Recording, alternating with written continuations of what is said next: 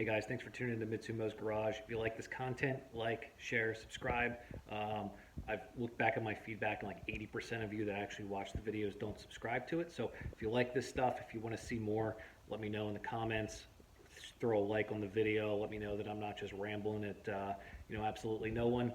And then as we get more in here, we'll get some more exciting content once the winter breaks and start driving these damn cars. All right, so picking up where we left off, we did some work this weekend. We changed out the 7/8 Mirage master cylinder.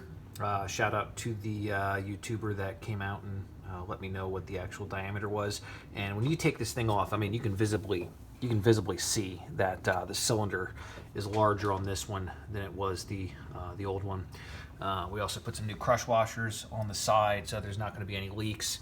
What we did was we purged the system of any brake fluid so we didn't leak it anywhere, and I'll tell you what, literally almost nothing came out, which I was very happy because it didn't mess up the paint job.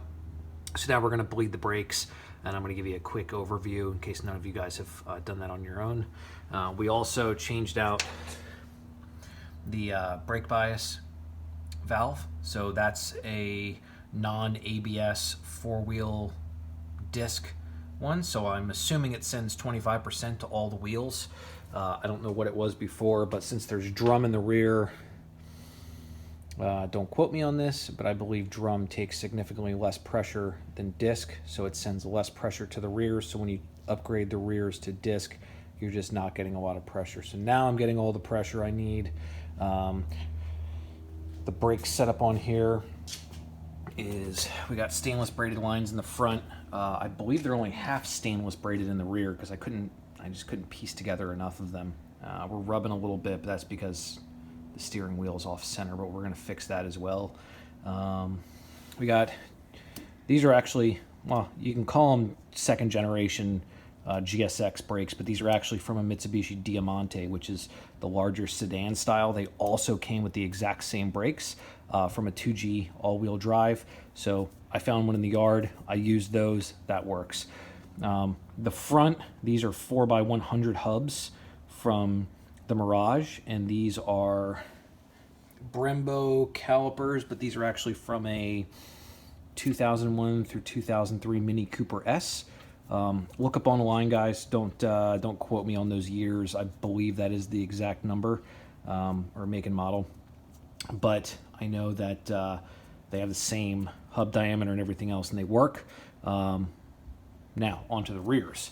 The rears are obviously Evo 3 trailing arms. These are Evo 3 rotors. I had them taken down a little bit since they still had some life left in them. These are red stuff brake pads and the Evo 3 calipers. I'm not sure what the equivalent is in the United States for these. And I was wrong. We did soft lines in the rear because I don't think I could source them, or I had to buy 2 complete pairs of stainless braided lines, which I'm not ready to do yet. As you can see, we got a little bit of suspension work done for those of you that haven't watched the rest of the channel. We got the HKS coilovers in the rear. We got the Megan Racing camber and toe adjustment points here. And then we got the all-wheel drive in the back. There she is. So, and we did the exhaust. That looks good. So what we're going to do today is we're going to bleed the brakes. Now, when you're bleeding brakes, you have to, well, have a little bit of a helper. If you don't want to get down on your knees and do it yourself, I use this guy. So what you're going to do is you always start from the furthest from the master cylinder. So we're going to start back right wheel, back left wheel, front right wheel, front left wheel. And then after we've done all that, because we've bled the entire system dry, and then we're going to go to the back and we're going to do it again. And we're going to make sure that there's absolutely no air in the system so that we have good brake pressure so that it's friggin' safe. That's what we want, guys, is safety. So let me get set up real quick. All right, guys, so here's the easy setup for a one-man brake job. So you need a bottle, obviously clean. This has the old brake fluid in it. It was all dried out. I don't know what size breather line this is. It's probably like 5/8 or something. It's certainly not 5/8. It's way too big. Anyways, find what size works good. You crack it open, wait till some fluid comes out, pop this line on there. Make sure that it is submerged in the fluid. because when it draws back air, you want it to draw back fluid. And that'll keep air from returning into the line. Make sure that it is full, and give her some pumps.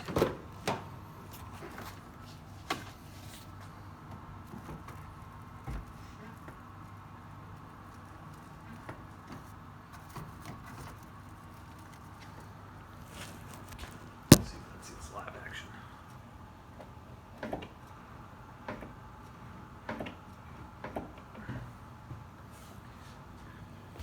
Give it a couple pumps, check it, still got fluid, keep it going. And the best way to do this, guys, is to get down on all fours, lay down, pump it.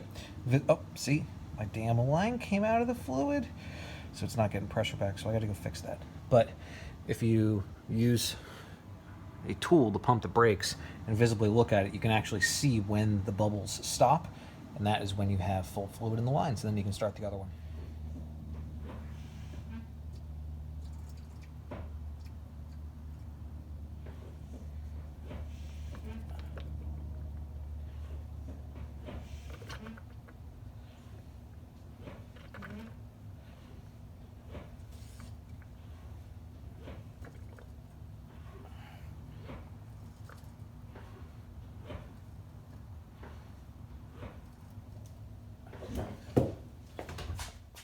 All right, guys, we did it.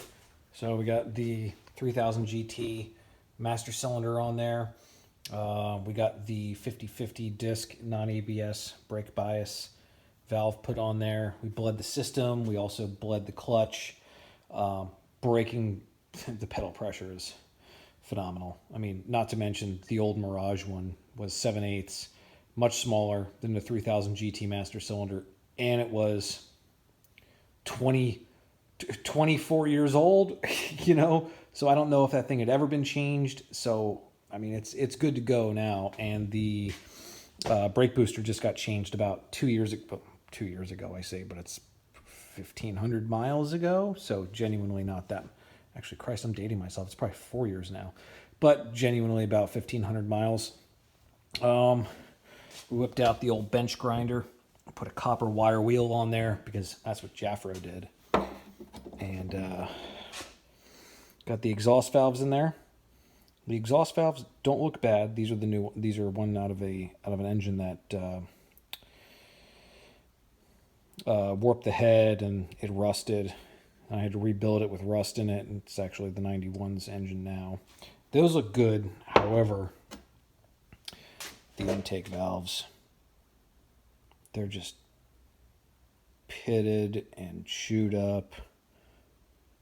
I don't know if they can be saved. I'm going to swing by the machine shop tomorrow, see what they say. We might have to get some new intake valves. I really don't feel like getting 2 pairs or 2 sets. Look at that. So hopefully we just need to get 1 set. I might go oversized, like 1/2 mil oversized on the intake.